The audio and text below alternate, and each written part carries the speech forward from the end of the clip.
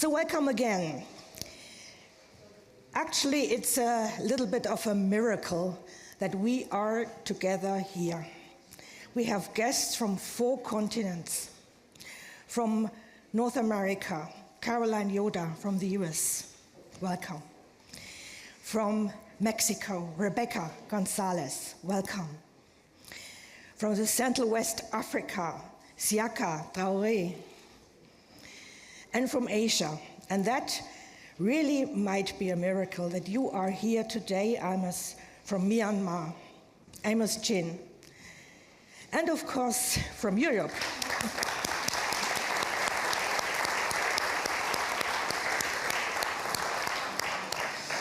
And of course, from Europe, John Gerber, Hansuli John Gerber.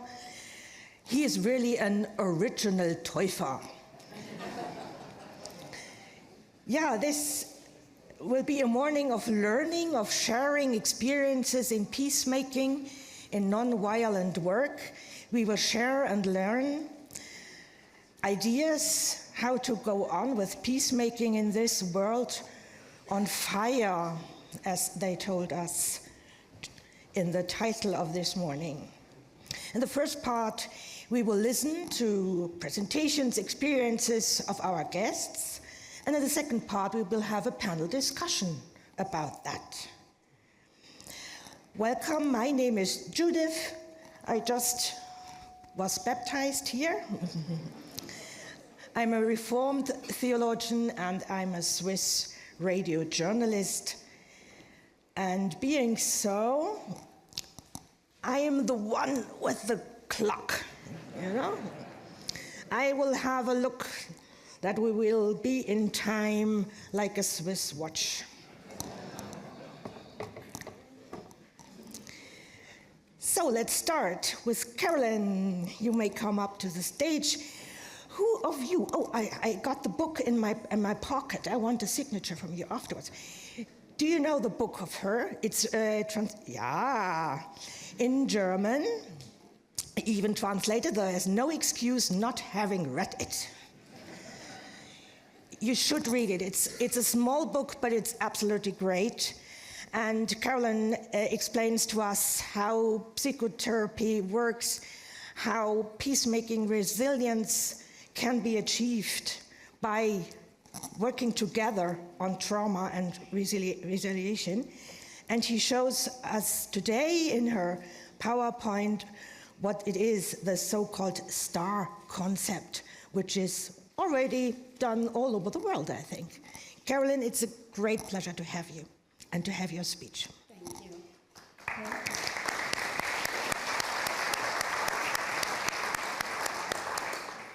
Good morning, everyone. It's very good to be here with you today.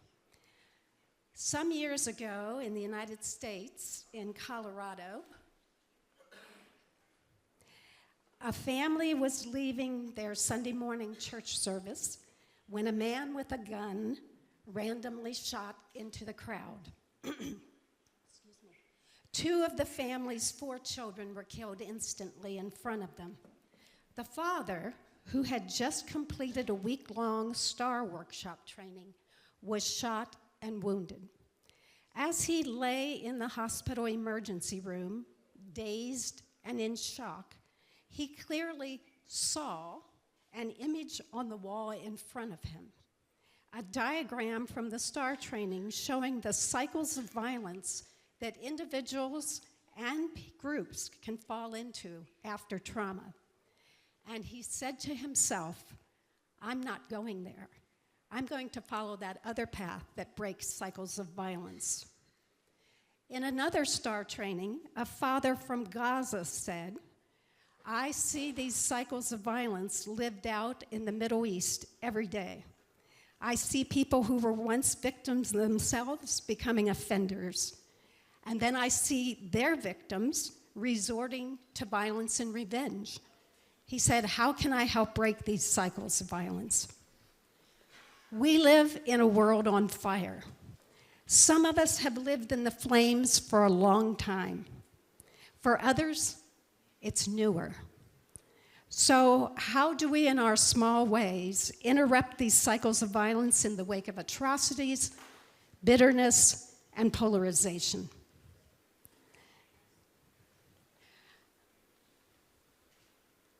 STAR was created to explore these questions on peace-building work. It started based on work in the former Yugoslavia after the devastating civil war. It's been further shaped by learnings from hundreds of workshops that we've held around the world. In the US, we're living through a burn-it-down, polarizing fire. It's tearing our social fabric and increasing inequality. We're also starting new fires all over the world that affect many of you in this room. Starting fires by different countries isn't entirely new, but the level of fear and cruelty and suffering is. And let's be honest, much of this fear is deliberate. Keeping populations under threat, fear, and overwhelm has been the #1 strategy of authoritarian leaders all over the world. And where there's fear, there's trauma. Trauma happens when we feel overwhelmed and powerless. I'm going to spend a few moments talking about brain science because training participants find this basic information deeply empowering. In fact, it's not unusual for someone to come up to me during a break or afterwards and say, "So I'm not mentally ill? So how I react is normal? And it's not because I don't trust God enough?"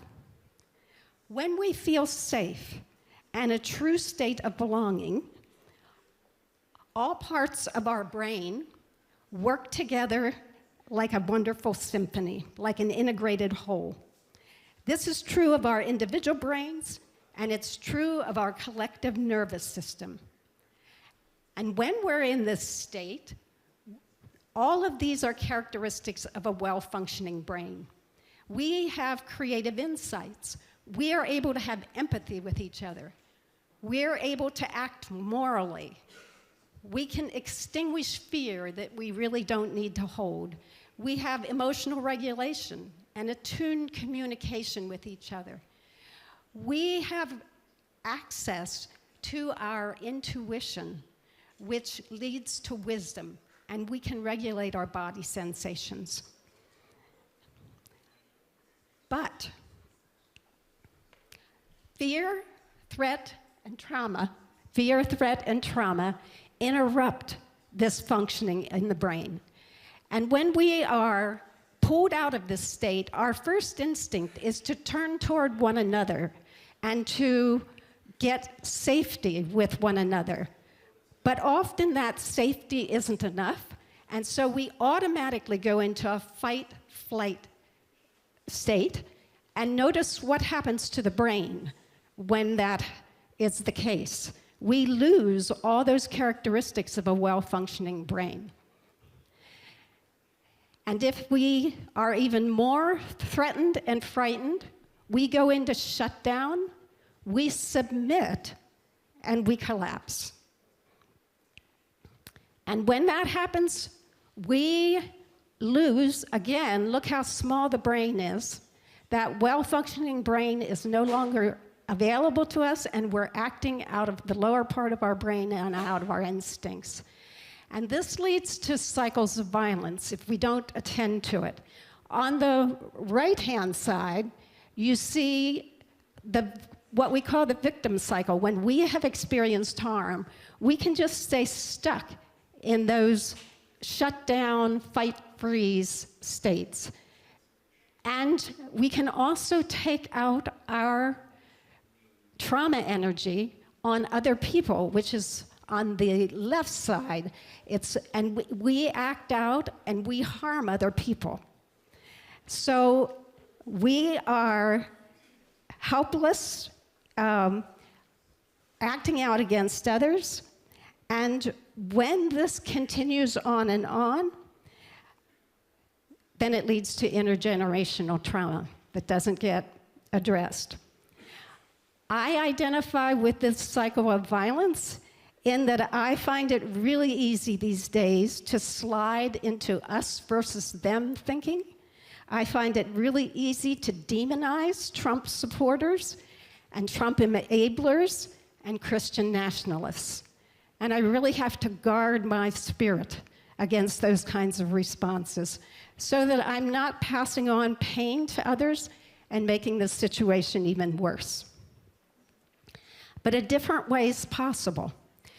In this diagram, you see in the middle, again, that trauma cycle and the aggressor cycle, but on the outside edge are processes that we can use to break out of these cycles. And I find I really need these processes and practices these days. It helps me to know what's happening. If I know what's happening in my nervous system, I can step off of this roller coaster. I can even somewhat step back from all the kind of jerking back and forth of fight, flight, safety, shutdown. It helps tremendously to know this. So it helps me to know what practices are on here. Things like finding community, singing together, worship, playing, things I have to deliberately keep doing to stay out of these cycles. One of the processes the Colorado parents used was restorative justice. They met with the parents of the man who murdered their children so as to rehumanize him and counter hatred and bitterness. And the father from Gaza, I don't know what has happened to him recently.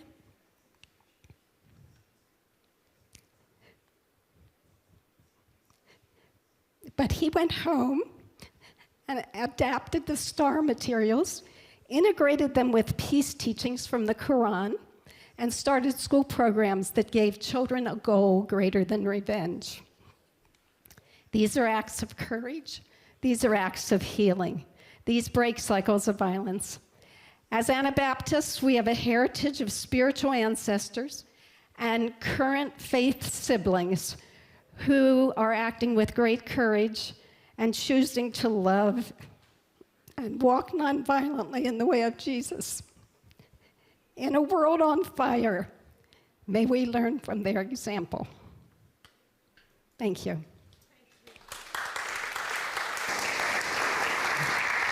Go.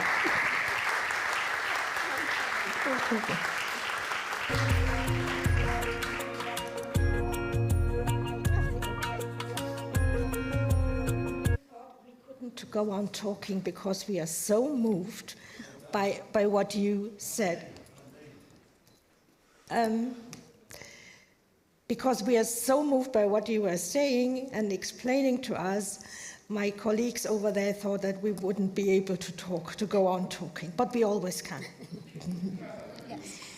I really recommend once again the book you wrote. It's in German, even in the Neufeld Verlag. And I learned all of this you told us here, and you will find the pictures, the diagrams, which are worth to study longer. Harmed people harm other people. That is a key idea of your programs you do. And when you told us how fear works, how much stress fear causes in our body and mind, and in our communities, I thought maybe it's the fear that we need to fight violence and war. I agree. I think when we understand what fear does to us, then we're much more able to have strategies to step back from it. And so there are many ways that we can work with our physiology. We often think that we need to start with the mental, the ideas, and intellectually create different ways forward. And we need that, obviously. But we have to start with our bodies. We have to start with the physiology. We have to start with the fear we live with. Mm-hmm. And there's lots of fear-making in the world. Deliberately. Yes, and when we understand that dynamic, then we can be much more wise about the types of responses we have and not fall into a trap, because it is a trap and it's a deliberate trap. Right. Very Yes. important to mention. Last question before we move on in our experiences and changing of experiences. The emotions you had, I had, the empathy. And I learned that people who are traumatized, who experienced violence of the worst case, that they are sometimes no longer able to feel empathy with the suffering of others. Yes, there's actually a word for that, or a term for that. It's called the egoism of victimization. It's like my suffering is so great that I can't see the suffering I'm causing to others. And again, as we heal and are able to bring ourselves back up to the well-functioning brain, our empathy naturally comes back. We don't have to force it. That would be the hope. Thank you for that, for the first step, for the first small presentation we had. You may sit down. Now we will have the lovely music. And now we will echo.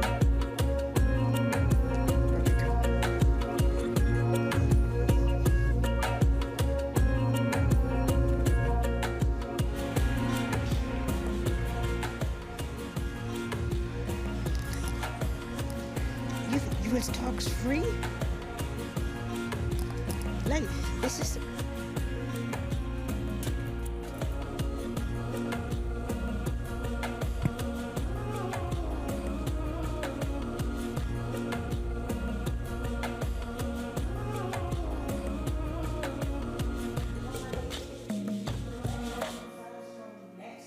Oh, and we see that bright colors on your shirt. It's so nice to have you. Now, she will speak in Spanish, so maybe more of you will need the translation. I will need it too, I'm sorry. So it will be translated to English on channel 4, to French, Français 2 und auf Deutsch auf dem 1. Good.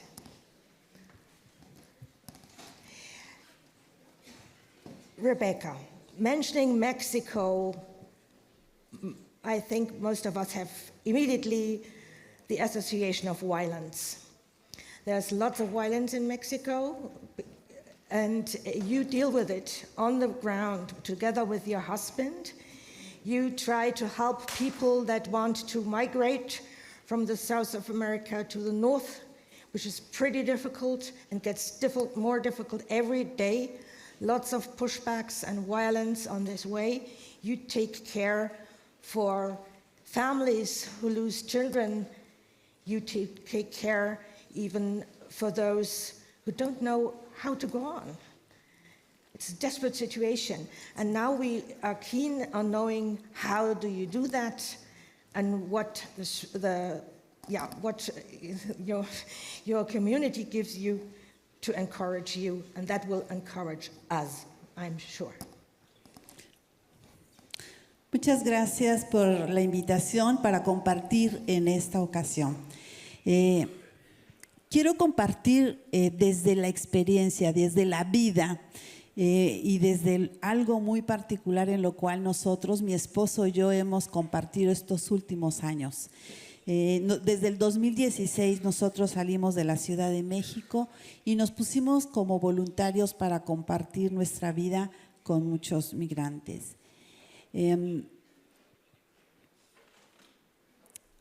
Quiero empezar con un pasaje, a mí me parece tan lindo y tan importante, nada más que no lo alcanzo a ver. Y es el Salmo, que seguramente ustedes se lo saben, es el Salmo 137. Este salmo refleja exactamente la vivencia y el sentir de alguien que ha perdido algo, ¿sí? Entonces, no lo voy a leer porque yo tengo muy poquito tiempo para compartir, pero me parecía muy importante. Si ustedes tienen la oportunidad de leerlo, háganlo.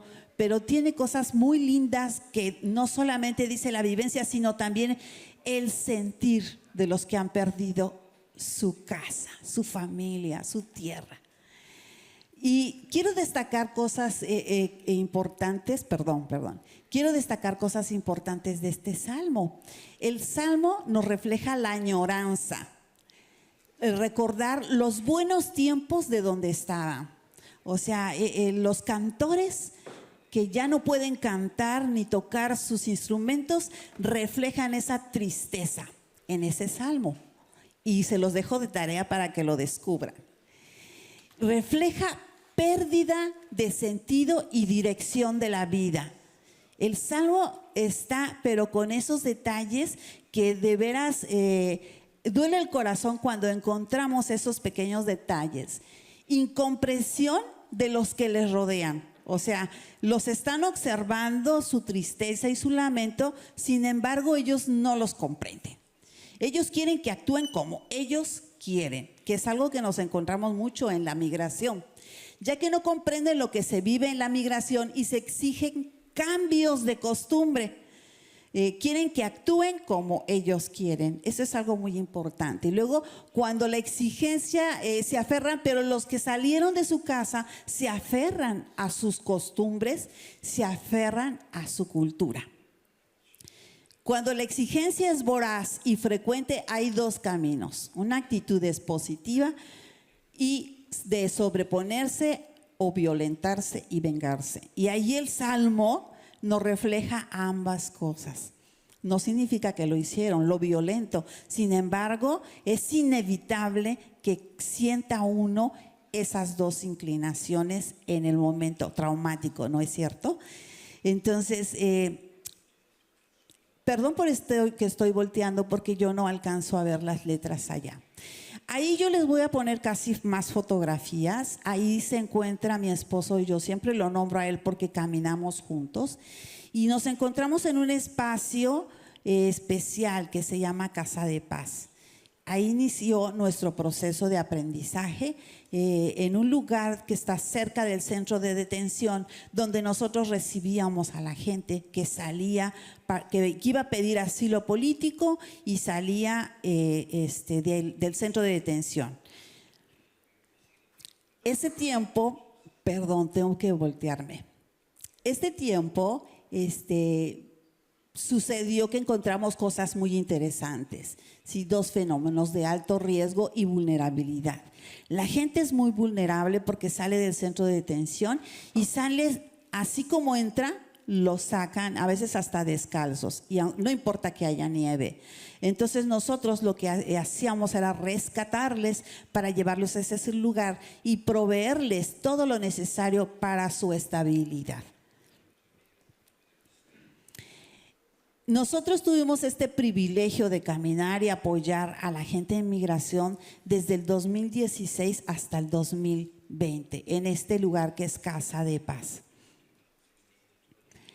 Y pues hacíamos, no solamente era recibirlos, sino también se invitaba, ¿verdad?, a la comunidad a hacer manifestaciones en el centro de detención.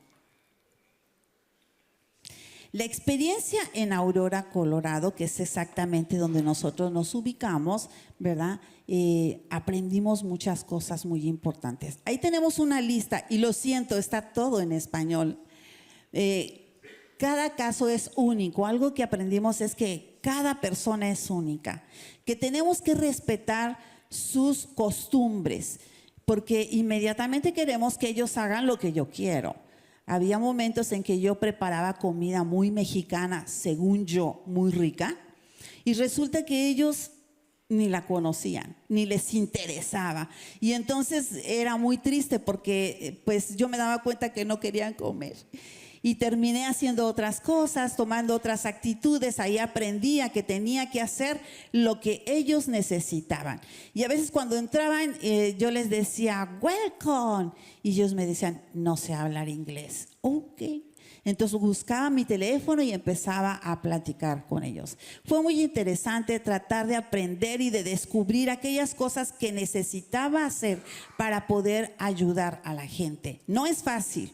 ¿Sí? O sea, si tú quieres ayudar, primero tienes que observar para entender. Y cuando ya entiendes, entonces tú puedes hacer una ayuda bien eficiente.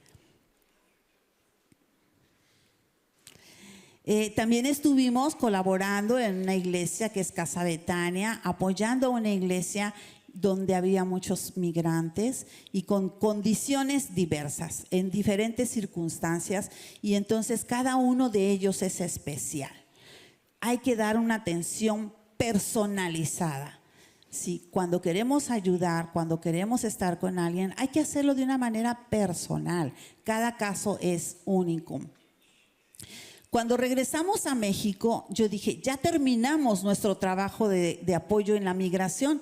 Sin embargo, descubrimos a la gente que estaba caminando y que iba para Estados Unidos. Entonces, nuestro corazón, ¿verdad?, pues se llenó de tristeza al darnos cuenta en las condiciones que estaban.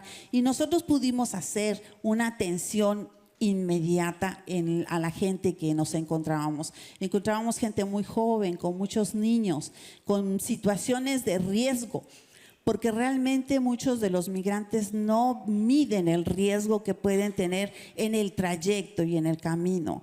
Y si llevan niños, entonces es una situación de mucho peligro. Ahí fue donde nosotros conectamos con esta parte que es la desaparición forzada, que esta es una cuestión de la organización de la delincuencia organizada. Es algo muy fuerte. La gente, ¿verdad?, los malos se ponen de acuerdo para poder cazar a migrantes y poder pues extraer a los niños, empiezan a hacer tráfico de personas y no solamente eso, trata de personas, pero también tráfico de órganos, o los niños que se los llevan y los venden o tienen, bueno, situaciones. Hay una mafia muy terrible, pues oculta, que parece ser que no la vemos, pero está presente. Entonces, mucha gente que es migrante, que pasa por nuestro país, corre riesgos. Hay gente desaparecida. Nos empezamos a percatar que había personas que habían sido desaparecidas y que los familiares de su país no los encontraban, pero tampoco habían llegado a la frontera. Entonces, en el camino eran desaparecidos y era una situación muy fuerte. Nosotros llegamos a nuestra pequeña ciudad que es Morelos en el 2020 en tiempo de pandemia, y al siguiente año se llevó a cabo la 4ª Brigada Nacional de Búsqueda de Desaparecidos. Nosotros pensamos que que íbamos a estar más tranquilos, estaríamos pasando la pandemia en nuestra casa, y resulta, ¿verdad?, que se llevaba a cabo la brigada y nos invitan a caminar con los familiares que buscan a sus desaparecidos. En esa búsqueda aprendimos muchísimo a caminar con gente que vive situaciones de pérdida muy dolorosa, porque llevan buscando a sus familiares por 2, 3, 4 años y no encuentran. Las conexiones con el gobierno se hacen no muy buenas, y entonces cuesta trabajo encontrar a sus seres queridos. Algunos ya no los encuentran porque pues han sido extraídos, sacados del país para llevarlos a otros lugares. Pero son ciclos de dolor que no se terminan, son muy, muy fuertes. Nosotros pasamos tiempo en esta búsqueda con las mujeres, con los padres y con las madres, y aprendimos, ¿verdad?, a caminar con ellos, a acompañarles en medio del dolor. Es muy difícil. Bueno, me gustaría llegar hasta el final. Bueno, en esa parte quiero comentar que nosotros aprendimos a caminar con las familiares del vecindario. Había una persona que decía, si los malos se organizan para deshacer, para destruir, ¿por qué nosotros los buenos o las gentes que queremos hacer el bien no nos organizamos para cuidarnos mutuamente? Y entonces iniciamos un proceso de apoyo a las familias para organizarse y para cuidarse mutuamente en espacios de muchísima violencia. Me voy a ir hasta, este es el final. Son varios puntos muy importantes lo siento mucho, están todos en español, pero las iglesias en donde nosotros vivimos, pedimos que tuviéramos un encuentro en el cual las familias de personas desaparecidas se juntaran con la iglesia y dijeran qué es lo que pedían a las iglesias. Y algo que muy especial decían ellas era que la iglesia pueda ser más compasiva con la gente que sufre y que tiene dolores muy fuertes. No solamente es decirle que Dios te bendiga, que te vaya bien. Es más que eso. Hay que caminar con ellos, hay que escuchar, hay que abrazar, hay que simplemente estar y estar cerca de ellos. Bueno, gracias por darme esta oportunidad de compartir.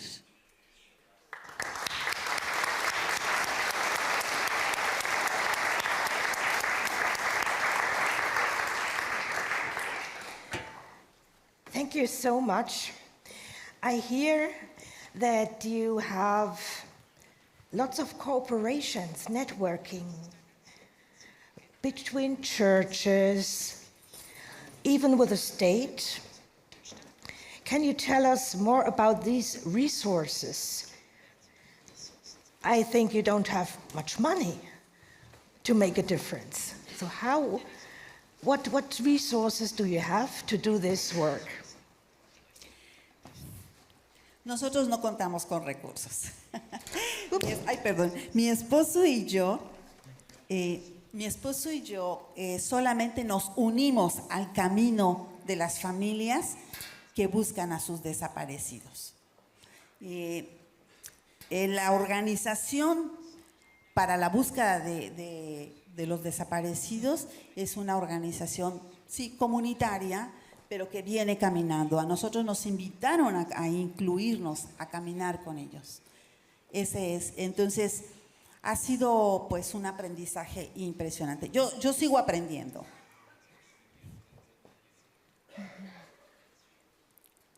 Okay, and we learned lots of things from you. Thank you so much. We will meet again afterwards for the panel.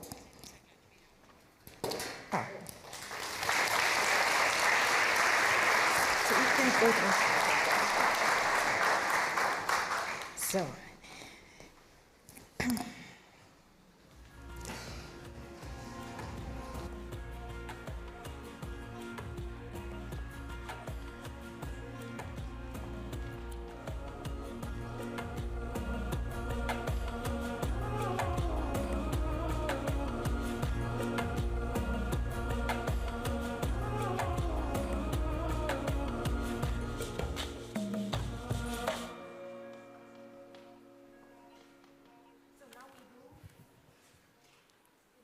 And now we move, as you can see, to Africa.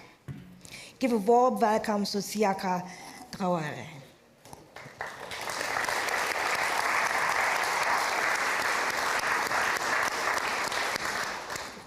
Let me introduce you, or does everyone here in this room already know him?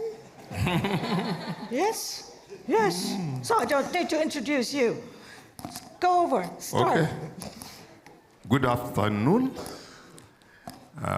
My name is Siaka Traoré, coming from Burkina Faso in West Africa. I'm working with Mennonite World Conference as a regional representative for Central Africa and West Africa. And the theme about which I have to talk is mentoring and to encourage. In my country where I come from, we used to grow mango trees. And generally, we pick up the new mango trees growing under the big one and to make it a place, a space to let him to grow. I can a little bit explain what is mentoring. And it is also biblical, according to 2 Timothy chapter 2 and verse 2. We can see the channel, how we have to mentoring others. And mentoring someone has to be a duty for each of us. And mentoring someone can give you rest and peace, because you are building the continuity of what you are doing. And in mentoring, your wish is to invest in someone who will be better than you. So, at this level, you can be happy. And maybe one day you can go in peace, because you know you have prepared the land after you. So, according to our topic, to do the mentoring, I want to say, personally, I never positioned myself as a mentor. I have often been presented by others as their mentor, their coach, or sometimes they say, he's my spiritual father. And this title carries a great deal of responsibility. We know in Antioch, the disciples of Jewish and pagan origins were identified so strongly with the Lord Jesus Christ that they were called Christians. This name was given to them because of their devotion to Jesus Christ. My work as regional representative covers 10 member communities of the Mennonite World Conference, 4 in Democratic Republic of Congo, 3 in Angola, 1 in Nigeria, 1 in Ghana, and 1 in Burkina Faso. And these communities number at least are 241 and 9,928 people. It's a big family. And they have 3 official languages: French, English, and Portuguese. This socio-linguistic context reveals the challenges that must be addressed. Being a mentor or an encourager is a necessity in this context which I work. One of the main causes that sets our world on fire is the pursuit of power. In Africa, we have to challenge if that the power in the church. The church is not exempt from this difficulty. The succession of leaders in the churches I oversee does not always go smoothly. In some cases, a team that completes its mandate of managing the church takes everything with it. When it leaves, archives, office equipment, financial resource, a veritable tabula rasa. And the new incoming team must therefore start all over again. It's a conflict. The first team left, and the second is frustrated. Therefore, to bring about change in these successive crises and avoid a repeat of the same situation, I call on the new leaders to demonstrate transparency and good communication in managing the church affairs. I myself must position myself as a model, an example to these different leaders if I want to mentor them. In my role as regional representative, as much as possible, I stick to remind leaders that their position is more about serving than being served. This is the example Jesus Christ gave us. For the Son of Man did not come to be served, but to serve and give his life according to the Bible.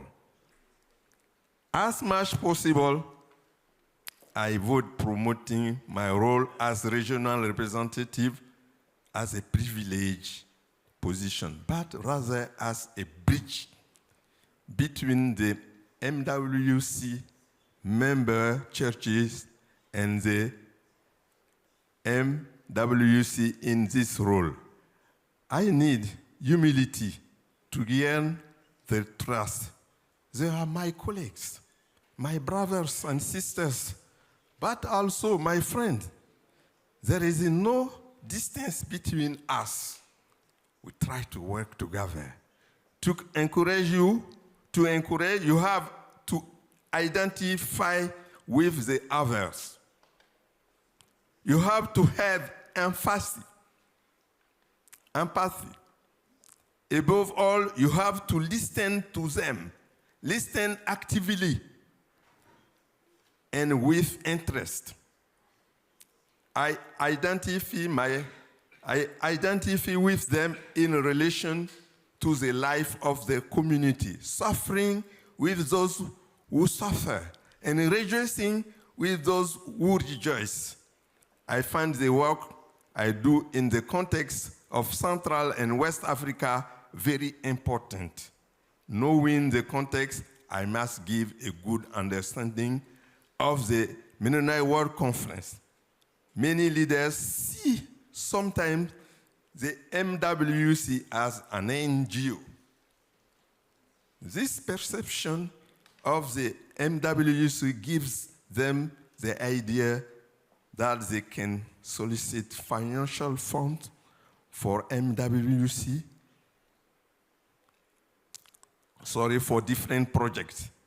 My work at the moment is to explain to them that the MWC is the central church and the affiliated members are the local churches. Honesty, impartiality, and objectivity are ethical values that characterize our collaboration. The joy I get from doing this work is seeing churches coming together to work together.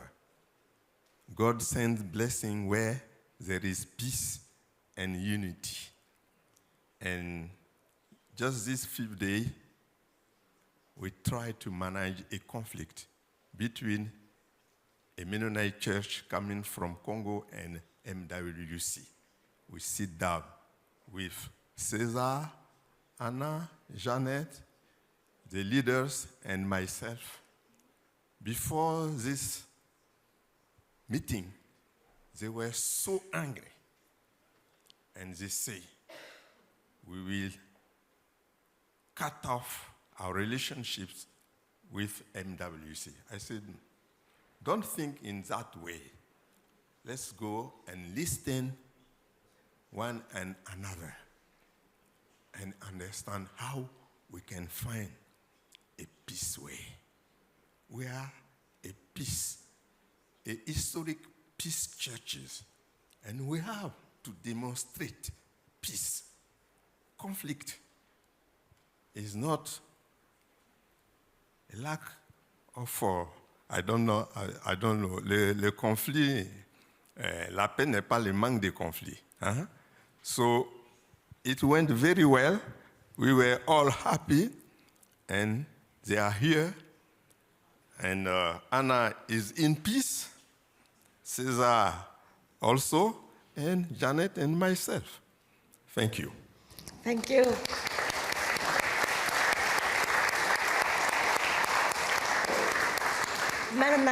Mennonite Church should be a good example of dealing with each other non-violently, right?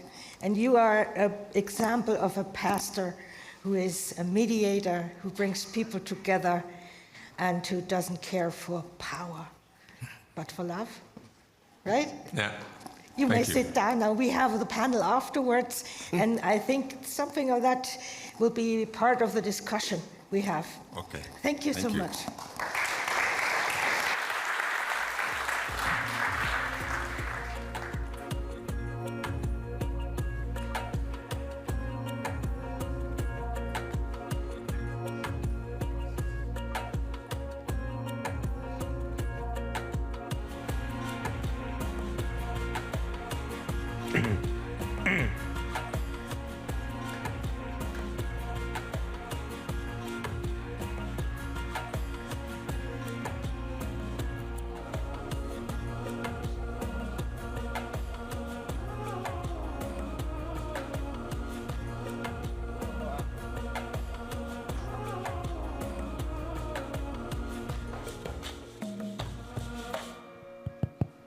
Ready? So, Make a sign if it is 8 minutes. Amos, just step a little closer since we want to have a talk. You choose to have a talk together. Yeah. And I would just introduce you a little bit for those who might don't know you. Amos Chin is not what we call a church functionary. He's, first of all, like you, a pastor. And he, of course, is a delegate of the World Mennonite Congress. Of course, he's a member of the executive committee of the WMC. But first and foremost, he is a pastor from Myanmar, a country in a civil war under military government, with lots of conflicts between religious and ethnic groups.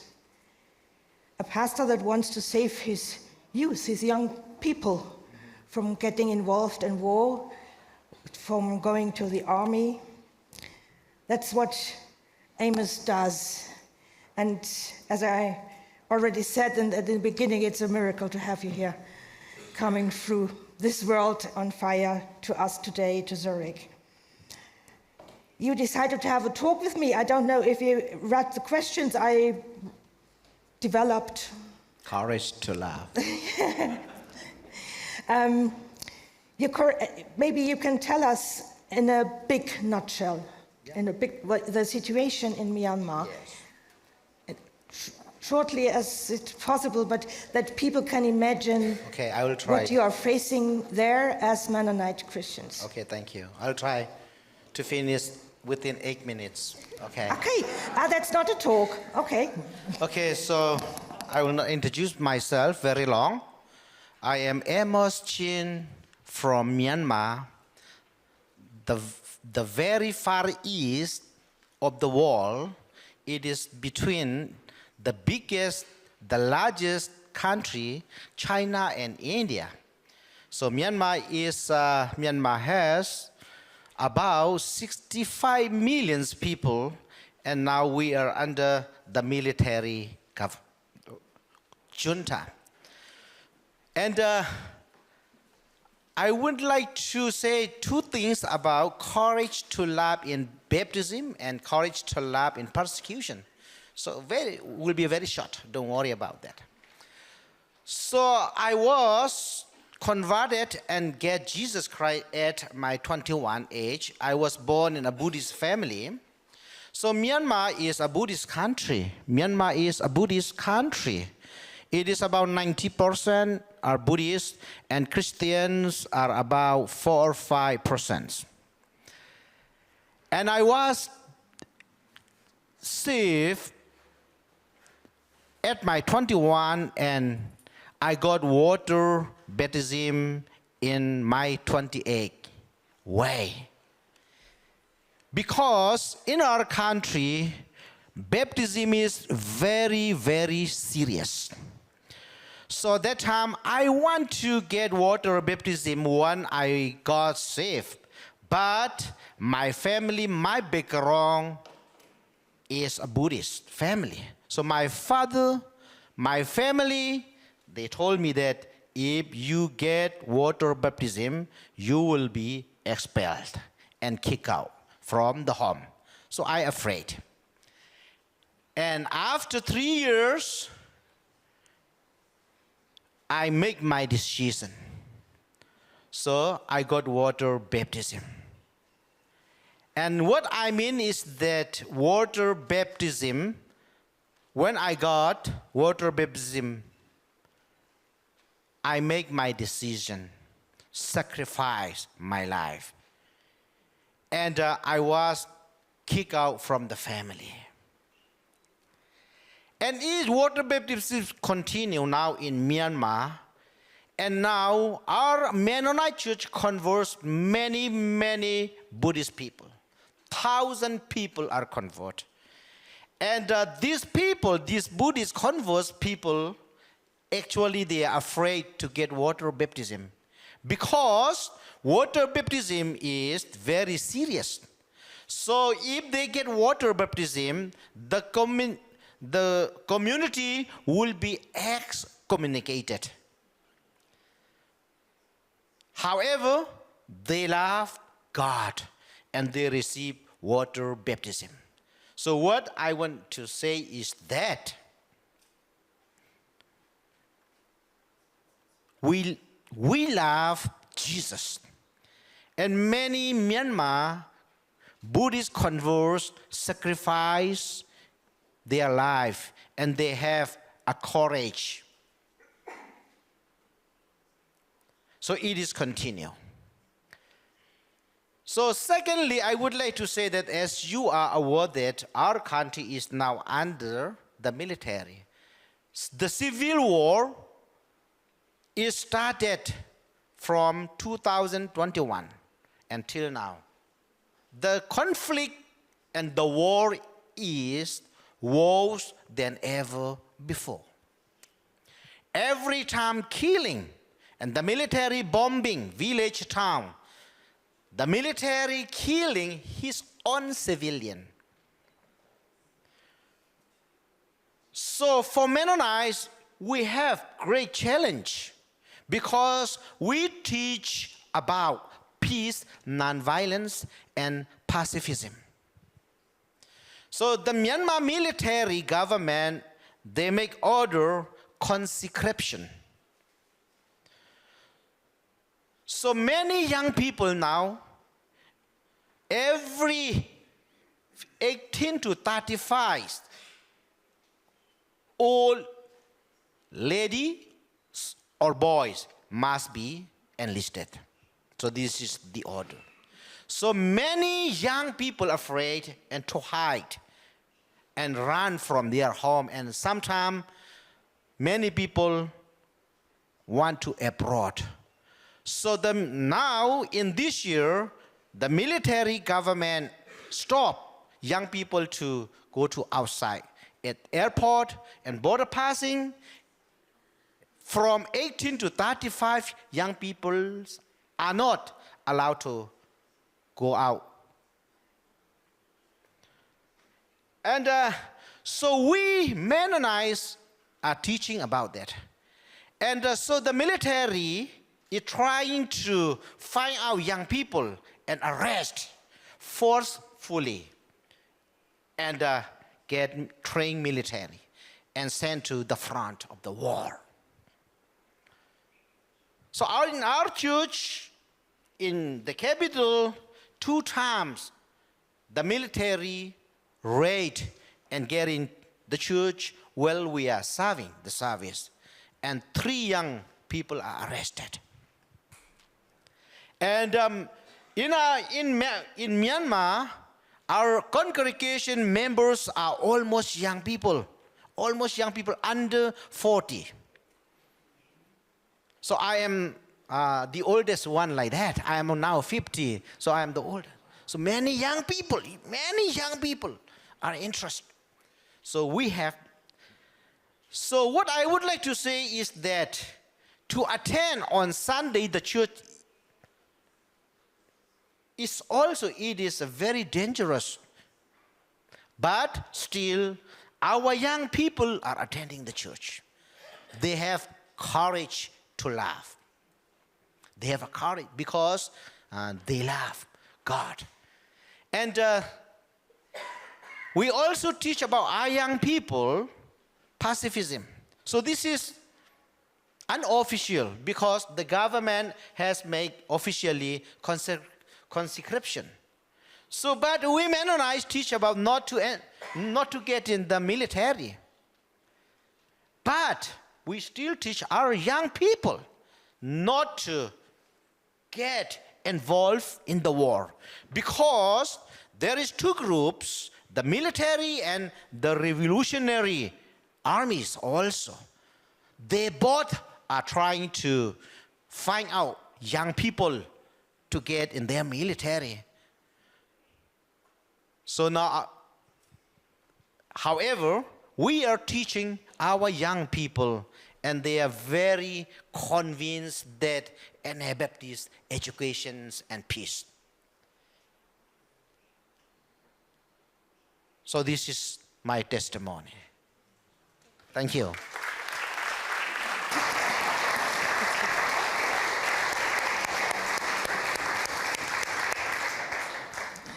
Thank you so much. We will continue these thoughts right away with our Swiss brother, Hansuli Gerber. Grundstufe.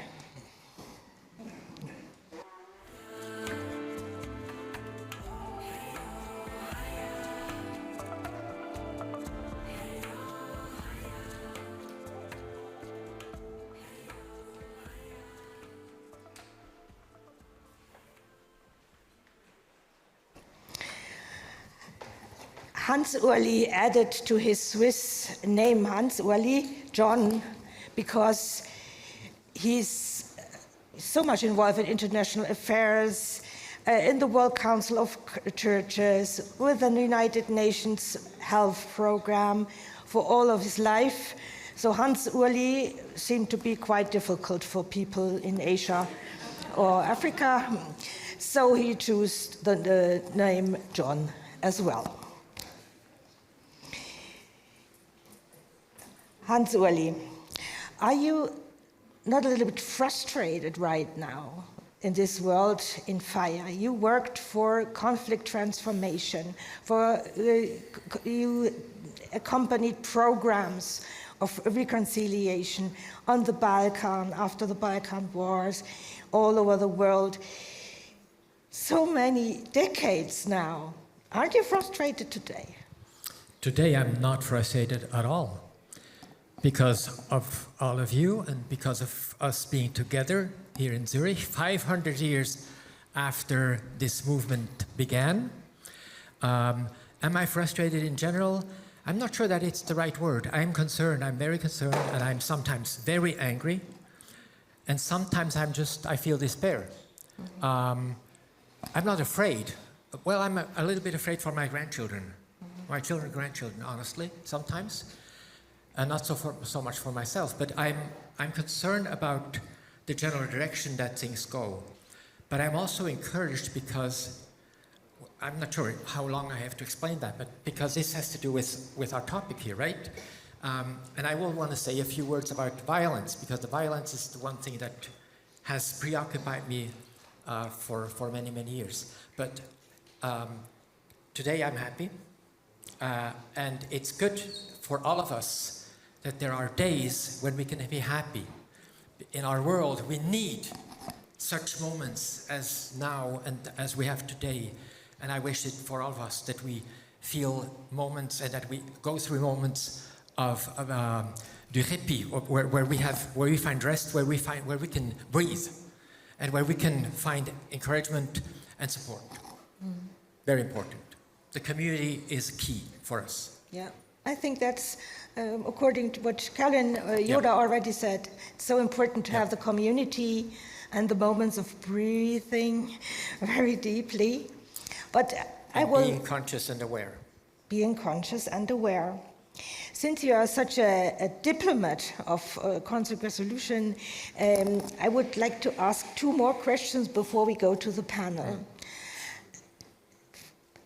We have some disillusion about the international organizations like the United Nations, as well as the World Council of Churches. They had been a guarantee that there would be dialogue and peaceful dialogue between nations and churches. Yeah, but they lost so much power, and the culture of dialogue, of cooperation, of doing trade even on the basis of rights, it's gone already. So what do you think can be the role of such international organizations? Well, I myself got through a long process, and it was very painful, of disillusionment of NGOs, of the United Nations, of the World Council of Churches, and even of Mennonite circles, because we are all limited. Now, think of this. The United Nations is the only international, multinational assembly and place that was created with the aim, with the goal, the purpose to prevent war. If we don't have the United Nations, there's no other multinational organization in the world that has this purpose. Just think about this. Now, of course, the United Nations, as the World Council of Churches, are membership organizations. They have only power in as far as their members let them have power. So when the key nations that have the veto, the right of veto, they can block the whole thing. And that's what precisely happens or has been happening for quite some time. So we need a reform of these bodies. But don't work against these bodies, because that's what we have. If we don't have them, all we're left with is nations that go only for their self-interest. And so I think that's important to remember. And if I can just take a little bit of time to make a big difference that I think is extremely important for us. We saw today how trauma and stress operates in our brain and how we can deal with that, how to address it. We heard about accompaniment of refugee families and individuals, people whose life had been crushed by the wheels of history and of power and money. And we heard about mentoring. And I'm so grateful, Siaka, for you to use 2 key words. One was humility, empathy, and empathy and understanding. I think in our time, what we need, aside of love, and that's part of love, is humility. That's what our world of politics is lacking so desperately. But let me say this. We've seen that there's a lot of violence going on. And often one thing that really disturbs me in these times, and it's been going on for a long time, is the confusion of conflict and violence. Think about conflict as something that I learned from Ron Crable in the 80s. That was my first lesson in conflict resolution, we called it at that time. Conflict is normal. It happens every day to all of us. Conflict is natural, so it's not evil. It's something that happens naturally to people, conflict, and it's neutral. It depends all what we do with it and about it. Whereas violence is always, without any exception, destructive. What does that mean?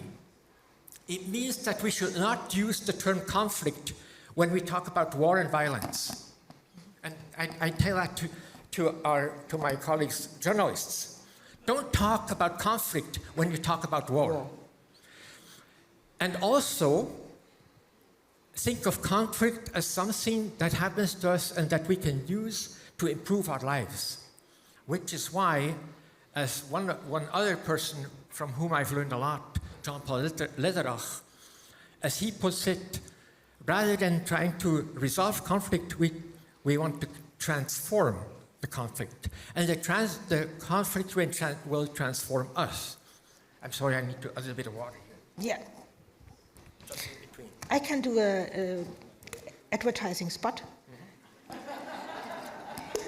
He was my guest in my radio show called Perspektiven on Swiss radio SRF, where I talked about your book, Carolyn, and he assisted me and explained everything he explains now very clearly in German.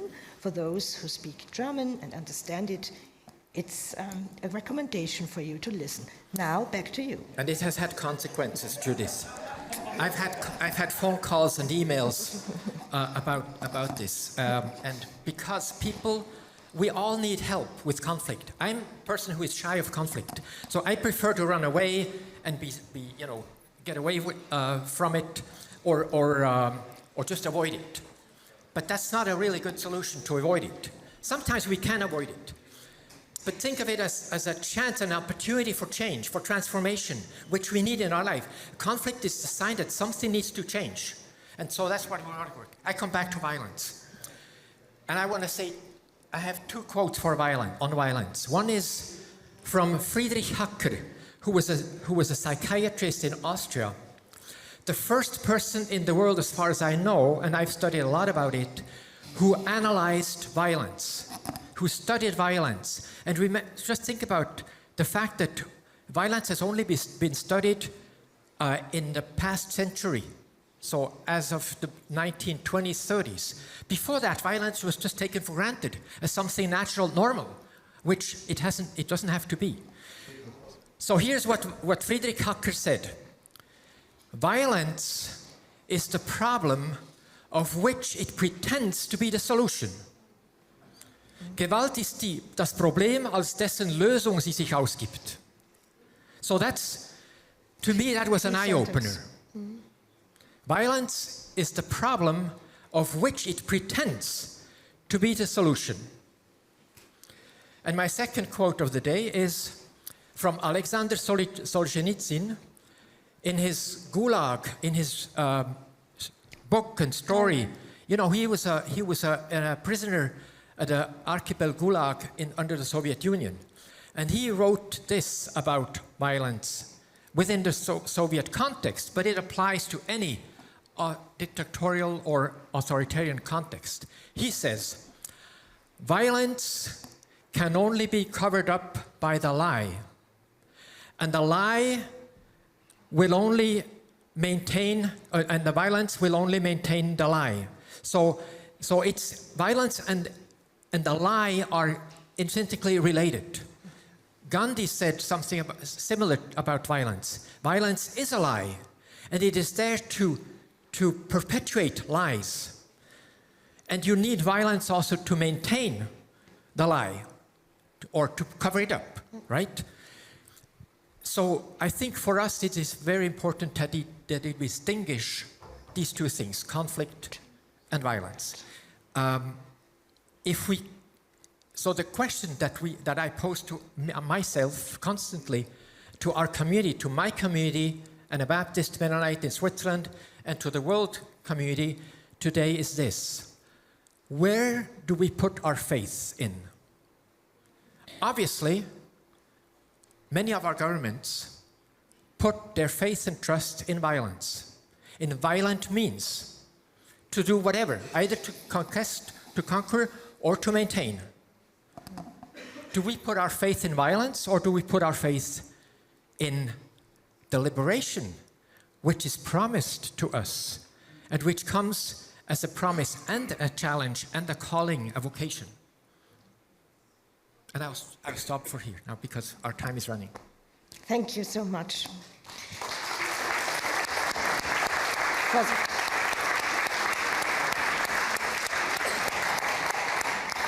We are midst in the discussion already. Yes. So I would like to invite all the others to come up to stage and go on. Why they come? You addressed such a strong note here. Yes. I think the other representatives of the WMC should now react on that. Be careful with the open bottle with water.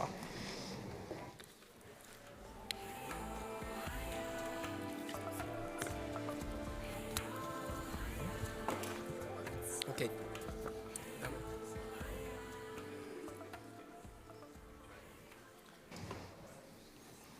So,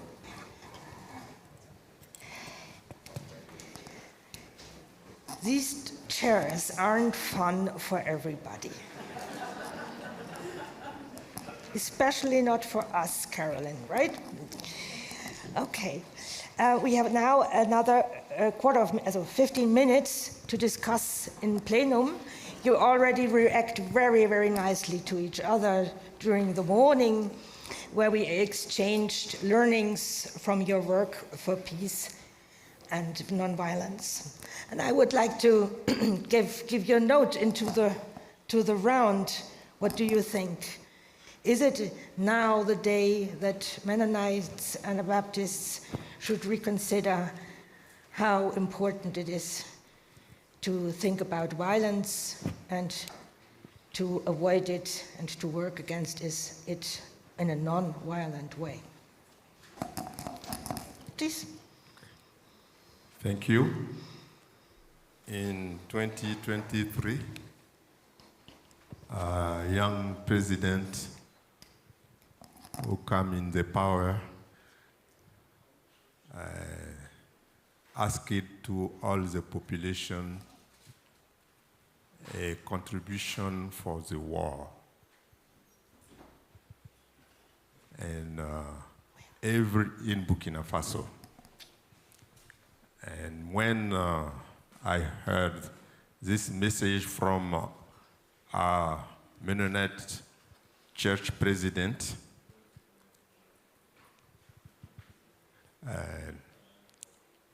I said, this is a very difficult.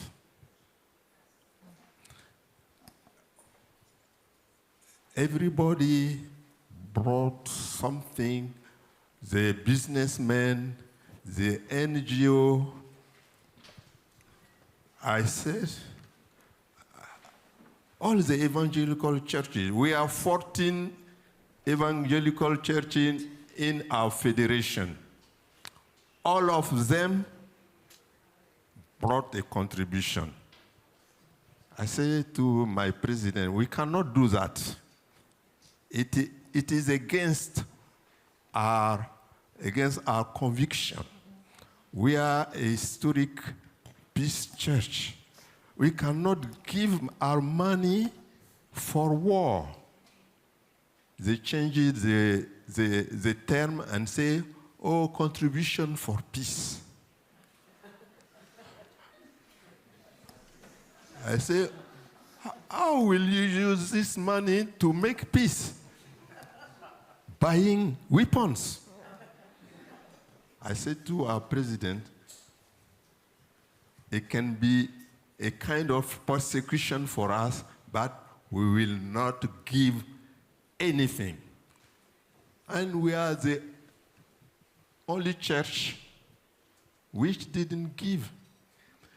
But the other have done so much they have never done for the needs of the church.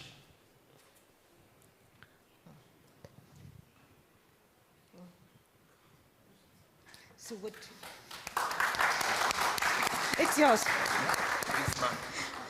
Sorry. Yeah. But you sacrificed something. You Yes. risked something, like our friend from Myanmar. We have he said we risked can so much. maybe contribute with trauma healing. Yeah. We can use our money, but not for people in the side of the government, but also in the side of the terrorists. Do you want to react, or Carolyn? Maybe you're free now to react. Okay, thank you, Carl. So it's hard. It's not easy to say to the state, Yeah. sorry, I don't want to So- contribute for weapons or for armies. It's not easy. You know it best.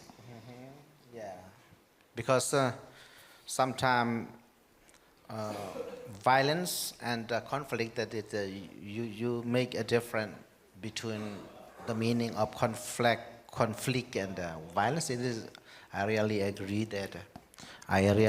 that. So, actually, sometimes we study about violence and persecutions or war, but if we don't experience in reality, but this is from media, that if we just study from the books, I think that doesn't make much more effective. What I would to recommend and say about is that since now we are in the trouble and persecutions and violence, killing every time, killing each other every time. So I think, but I'm very sorry that the world international media very much focus on the war of Ukraine and Russia like that, but Myanmar and Burma is forgotten in international media. So it is very sad. So the world doesn't know the true what happening in Myanmar. Actually, Myanmar is worse than Russia war. Violence. So, what I want to say is that we are truly into tribulations, violence, and persecution. So that is not enough to just learning from the books or online. But at last, that what we do about is that we call peace theology. This is very practice. That the peace theology that we focus about it is non-violence, justice, and reconciliation. The 3 points that I always talk about for peace. So that all 3 points that is actually concluded in love. Love your enemy. So love your enemy doesn't only mean that forgive your enemy. If you have enemy, you have to forgive first, and as well as you have to do good thing for him. So this is what we talk about, the love of enemy. So this is what we practice in our Mennonite organizations. So many of our young people are very convinced, and some are, you see, some, because of conscription law, many of our young people, they decided to get into prison rather than to serve in the military because of love. Thank you. Yeah. So did he do in Switzerland, where it was, you had to go to prison if you don't want to serve in the army, but wasn't that cruel in those days because we didn't have a war here. But it was not nice to sit in prison like John did. But there's a tradition, a strong tradition. That's great. Carolyn Yoder. I find these current day examples very moving. And one of the things that is done in the United States by a small group of people is war tax resistance. We withhold a portion of our military taxes and don't pay them. But our penalty is not going to jail. It's just getting a penalty money-wise, financially put on things. But I think that that's one of the ways that we as Anabaptists can become stronger and have a witness about that. I also think that your comments on violence and how it was just taken for granted. Now we have many examples of nonviolence and how nonviolence has been used in serious situations, occupation and overthrowing dictators. And one of the things I think we can do as a church is actually study nonviolence seriously. It has not been studied in a way that it's taken seriously as an alternative to war. And more, though, I find these ideas are viable. There's a research study that was done by 2 people in the United States who didn't even believe that nonviolence was really a viable option to war. Erica Chenoweth and Maria Steffen. And they studied conflicts that have taken place for 100 years, both nonviolent responses to conflict and also violent. And the research is incredible.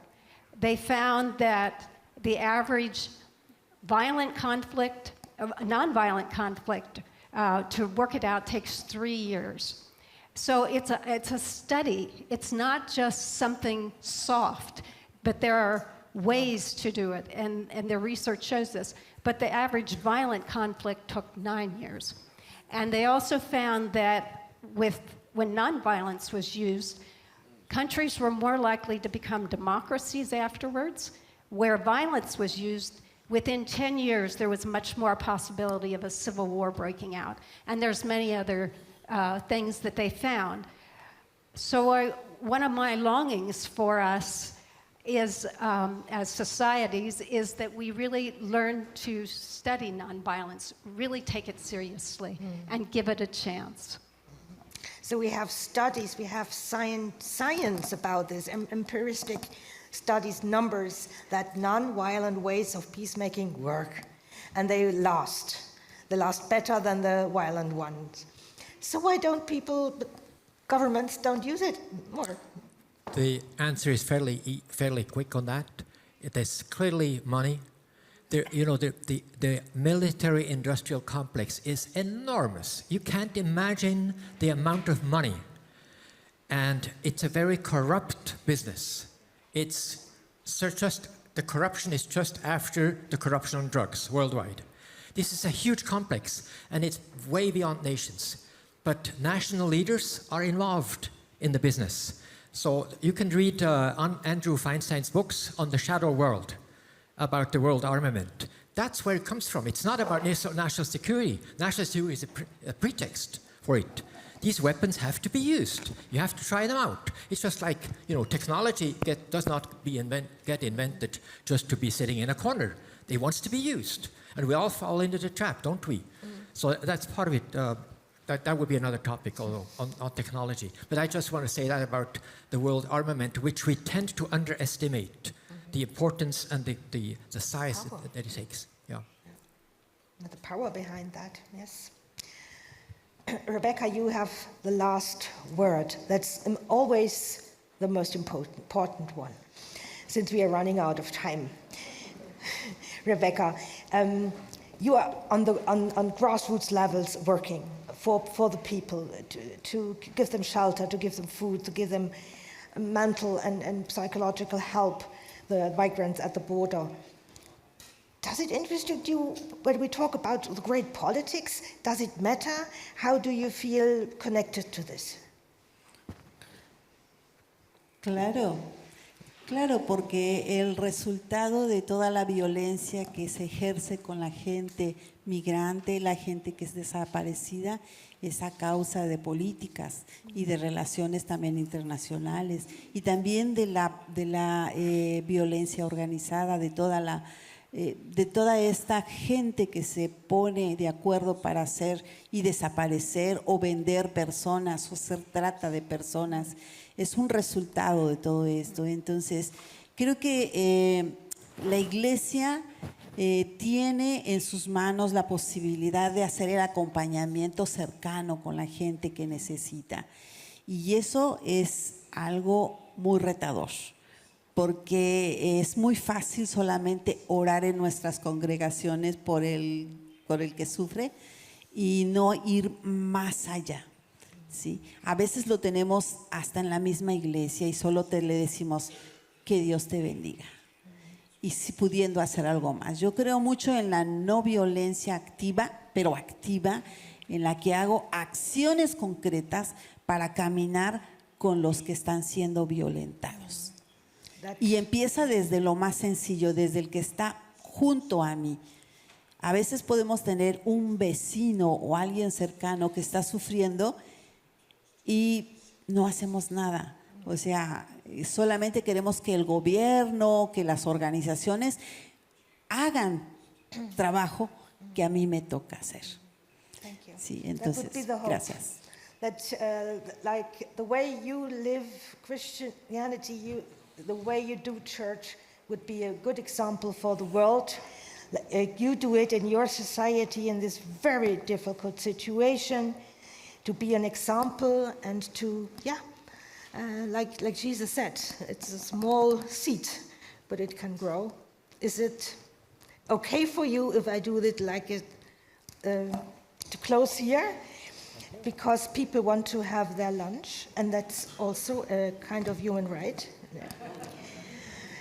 I may thank the interpreters, and I want you to